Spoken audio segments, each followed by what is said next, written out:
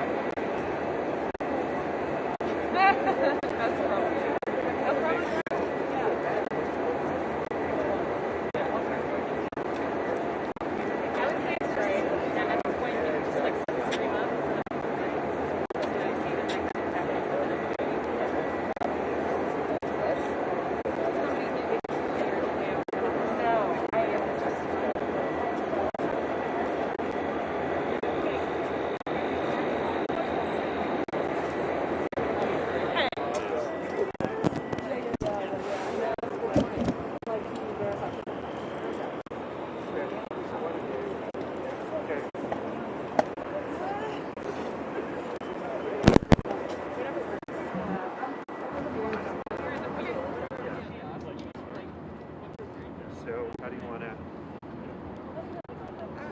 Just say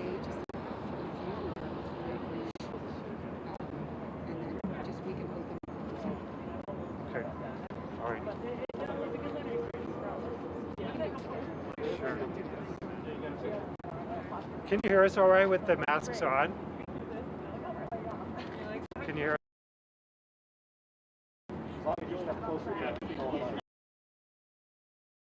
Spoken. Can you hear me all right? Yeah, you'll have to.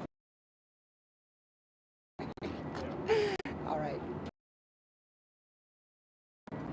Okay. Try. I don't want to get right on top of it with everything that's going on. Could you give us your name and spelling? Is Lisa Holder. I am actually based in Los Angeles. I am here at Rights LA, the Equal Justice Society, and several of the Los Angeles that are extremely concerned about this issue.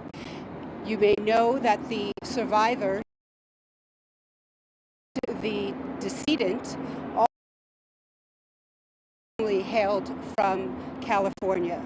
And so this California civil rights community stands with them. We want to uplift the legacy of Christopher Patton, the decedent. He was a wonderful young man, accomplished, and we as a community bravely. And that's why I have flown out here as a representative to help uplift the family and make sure that they get the dignity that they deserve and that Chris's legacy is preserved in the dignified manner that he deserves. Good morning. My name is Qusair Mohammed-Bai from the law firm of Rathod Mohammed-Bai. We're local civil rights attorneys who are representing proudly Chris and the rest of his family and the other. Said these our state from California. They had never seen snow before for vacation purposes, and they were having the best night of their lives.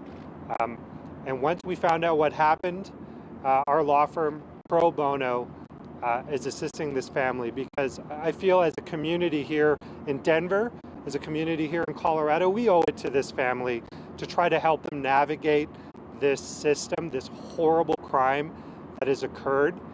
The family has been in constant contact with the Denver Police Department, who have assigned, through Chief Payson, significant resources to this investigation. And while the family is frustrated by the pace of the investigation, they certainly are appreciative of the efforts so far by the Denver Police Department.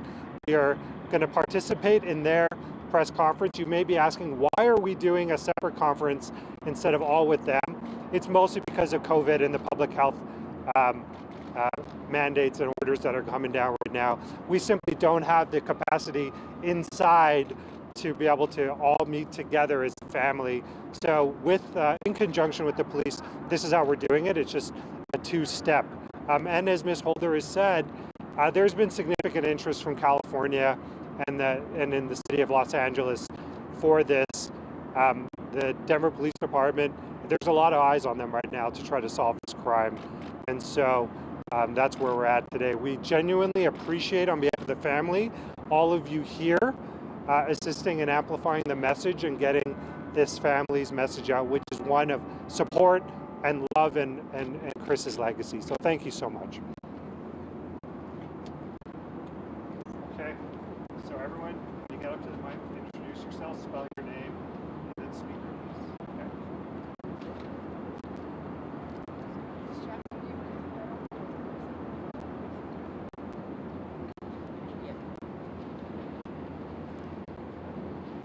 Good evening, everyone. Sorry. Good afternoon. My name is Carolyn Jackson Wasserman, CarolynJacksonWasserman.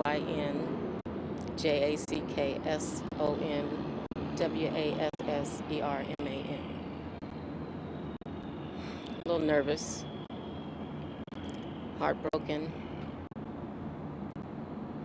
and sad. And I would like my daughter to speak for me. My heart is heavy. And I just want to thank everyone that is here on our behalf. So I'm going to let my daughter speak. I'm Eliza Jackson, Eleza, Christopher's sister. And I wanted to stand here and speak from my heart, but my heart is full of anger and pain. Sad because he's no longer birthdays. I can't hug him like I. There are no more moments, no more experience for my family. So I'm gonna speak of vulnerability. Anyone out there that knows anything and get, we would really appreciate something, please. Thank you.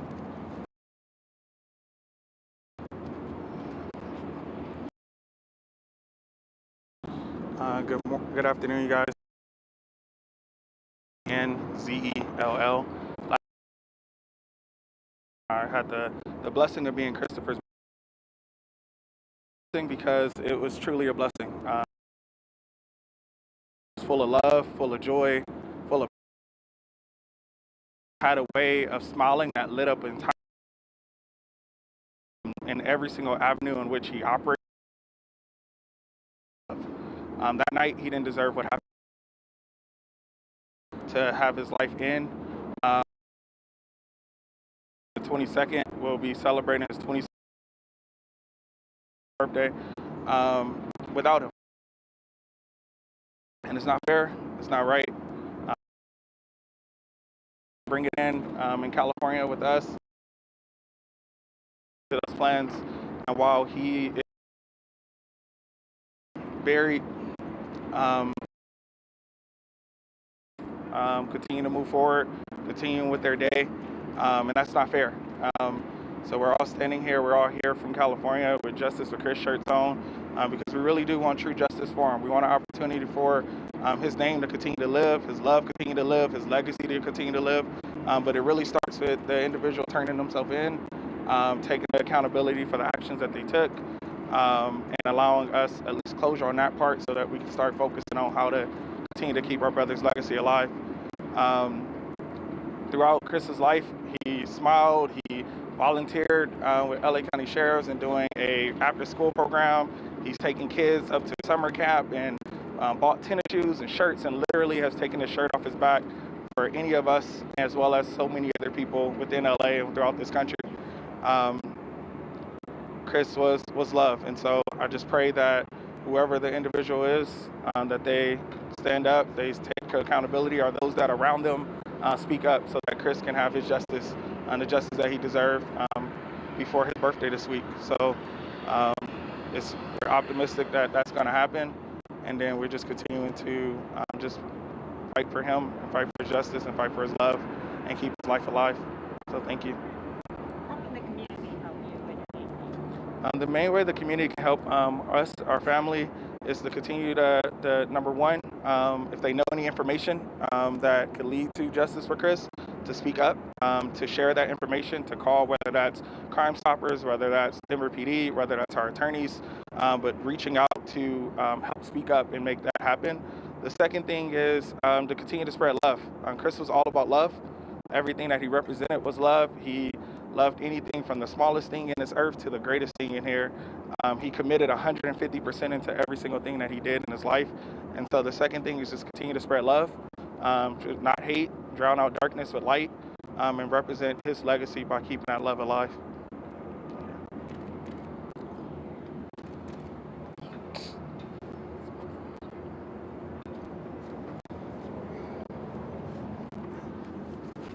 Hello, everybody. My name is Satchel, S-A-C-H-A-L. Last name is Jogi, J-O-G-I. I look crippled, but my voice still works, so I'm planning on using it today. Chris was my friend, as and brother and family. Still a lot of confusion in the air of why this happened, on why we're in this position here, on why we're returning to Denver, to the community, not on a second visit for fun and a dream that we had that night, but now seeking justice, right? And what that justice looks like is we're still hoping to figure that out and fight for what that is. And part of that is taking this step and speaking with you guys today, bringing this story out to the community, of what really happened. And facing a lot of pain every single day myself, mentally, physically I'm getting better, but I'm blessed and still alive to be here today. I wish Chris was still here too, but now that he doesn't have that same choice like I do, he doesn't have that same choice like the rest of us do, and we got to be here to fight for him. And we're asking the community to come together as well, whatever it is that they may have remembered on Sunday evening prior to Labor Day, whether it's any kind of information whatsoever. We're asking everyone to dig deep into their hearts, dig deep into, at the end of the day, this is, we're all humans. We all want similar things in this life. We all want love, compassion, to be heard. We all want success for our families and individuals. And when that's taken away from one of our own, we don't want to see that to happen to anyone else. And I pray that none of you here ever get that experience as well. Thank you. Fill us in about what you remember. Yeah, it was a night of, like Denzel was saying, it was, and Q was saying, it was the greatest night of our lives. And I recently graduated college this year. One of the biggest things I wanted to do was take a trip with my friends and my brothers. And taking that step and going to Denver, we had a lot of great food that night. We hung out at a rooftop. We have a picture. We had one of those pictures here earlier. We were just living. We were just alive. We were just breathing. And we got to the corner of the street, turned left on Arapahoe, and that's when that dream turned quickly into a nightmare. Last thing I remember, I'm sorry, it's just difficult replaying that. The last thing I remember was being on the scooter next to Chris, close to me, and I hear a car rev its engine really fast, aggressively, and he yells, "Watch out!" And as he does, naturally I move to the right of my scooter, and I just see two flashing lights, and next thing you know, I got hit so hard that I don't remember being in the air. I just remember landing on my face, not being able to breathe, not being able to feel my leg, not being able to feel my shoulder. But what I did feel was the pain of my brother not being here no more. And I pray that you guys never have to experience that. Thank you.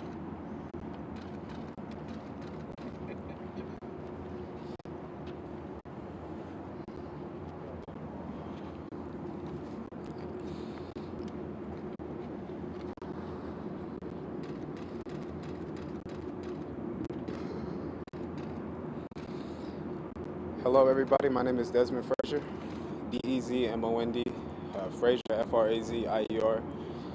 And I stand here. Before I say anything, I just want to give praise and thanks to the Creator. I want to give thanks to Chris for being our hero and saving all of our lives, and he's the reason why we all stand here today. I come here to ask the community. I ask the community to come together and pull together each and every resource, bits and pieces of information about the case. I ask you, what side of history do you want to be on? You can either be on the side of justice or the side of those who decided to not act on the tragedy that we had experienced. To echo what Satchel and Denzel had noted, was that night was the most freeing, lively, loving night I've ever experienced in my life, and I'm sure my brothers can agree.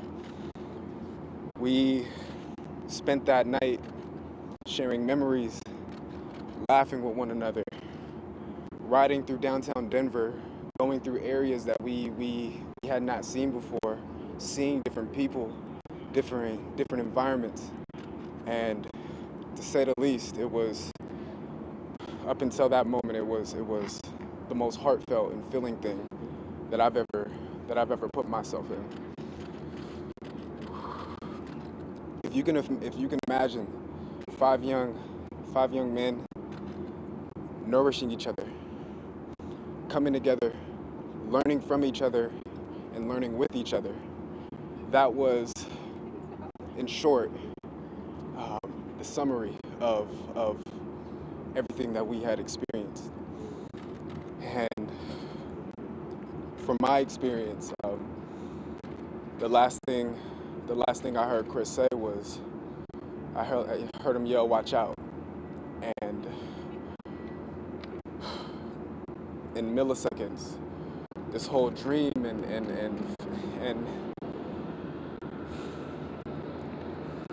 this whole dream that we were living in turned into the worst day of my life, and I live every day working through the after effects of it. I wake up some mornings scared to go outside, looking both ways, looking 3-4 times before I cross the street. I live on a main street back home, and the sound of cars gives me nightmares. So I ask the community of Denver to come forward, help us find this individual. I ask this individual to come forward and recognize the agony and fear that my family, my brothers and my friends are all enduring right now.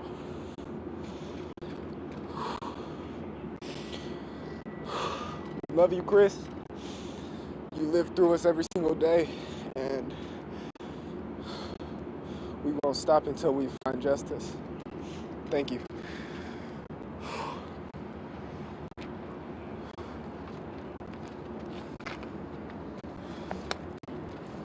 Hi, my name is James Mitzel, Jamesmitzel. I'm Chris's cousin, and I'm actually not from California. I was living out here in Colorado. It was my day off the night it happened, and I was upset and angry and frustrated And he didn't call me, tell me that the boys were going out and having a good night. And I'm still frustrated every single day.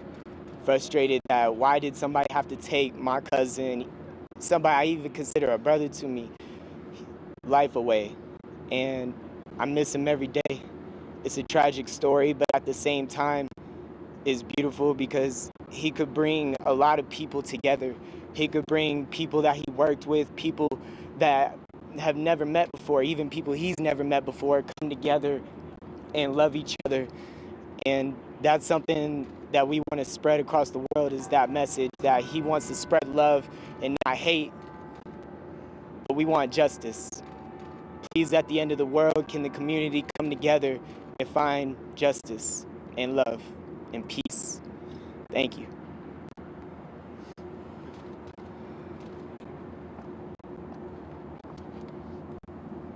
Okay, again, Lisa Holder, LISAHOLDER. You have heard from the survivors. You've heard from the family of the decedent.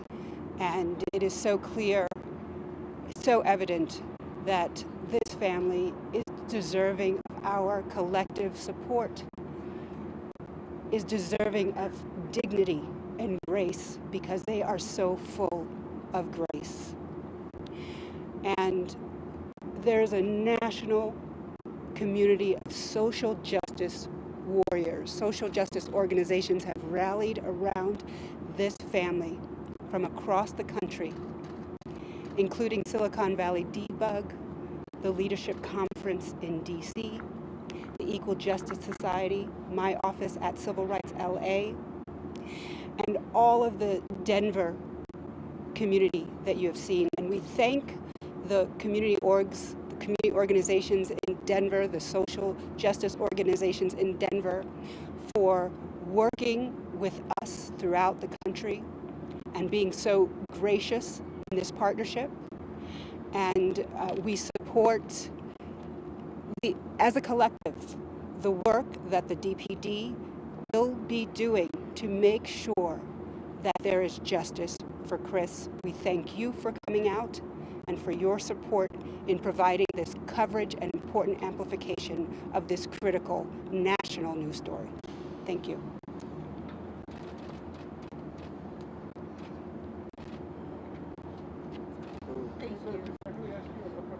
Sure. Can you go ahead and explain why this is a civil rights issue? Well, there's a loss of life taken by somebody else, right? And we're concerned about the racial dynamics of the situation, right?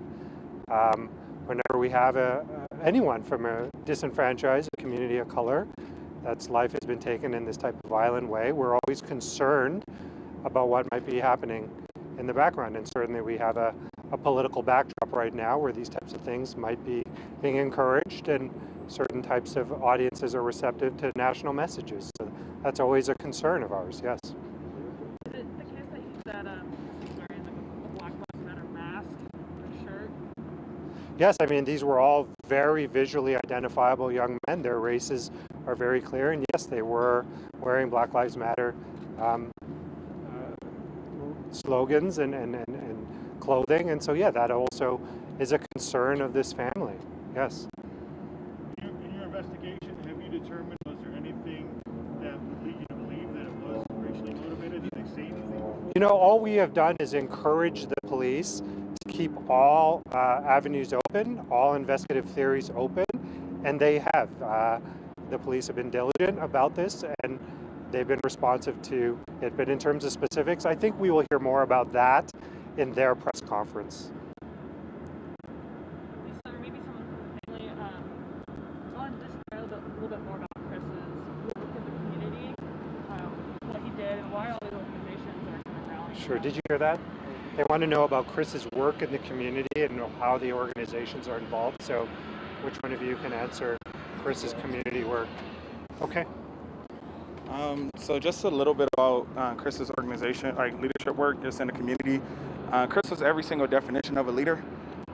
He grew up in a program called United Peace Officers Against Crime that focused on bridging the gap between law enforcement and inner city youth in LA.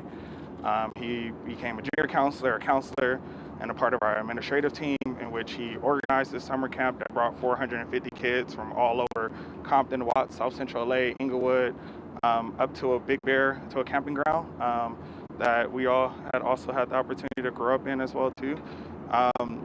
In addition to that, whether it was mentorship, and he had a ton of kids that he mentored, whether that was showing up for their baseball games or basketball games or football games, whether that was just taking them out to eat and spending time with them. Chris was really big about not allowing one's circumstances to dictate their future. He lived that message through other people and like how he impacted other people's lives. In addition to that, he was a part of a ton of community organizations, whether that was dance groups, and anytime you can get him on a stage or in front of a mic, he can definitely make the entire crowd laugh and smile. In every single aspect, he was all about community, whether that was community at home, whether that was community in our local community where we grew up, or whether that was community in the country. Like, he was real big about bringing people together. And I'll say the last thing he was really big about, like, I know a lot of people will always say, like, I'll take my shirt off my back for you. Chris done that. He lived by that. One of the instances I think about is when we were up at summer camp, there was a kid who didn't have shoes, didn't have his parents sent them up there with flip-flops, and Chris said that that wasn't right. He said that that wasn't something that should happen. He hopped in a car, drove all the way down the hill, which is about 2.5 hours, bought the kid shoes, brought it back up to camp, and just make sure that kid had a great time during that week. So when we're talking about community, he's someone that I inspire to be like. He's someone that inspires me and motivates me, and definitely someone that that's what he was about. That's what he focused on in his life.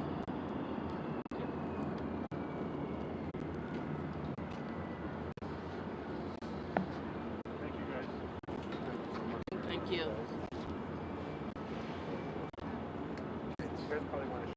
I just also wanted to respond because someone did ask, why are there so many community organizations that are rallying around the family?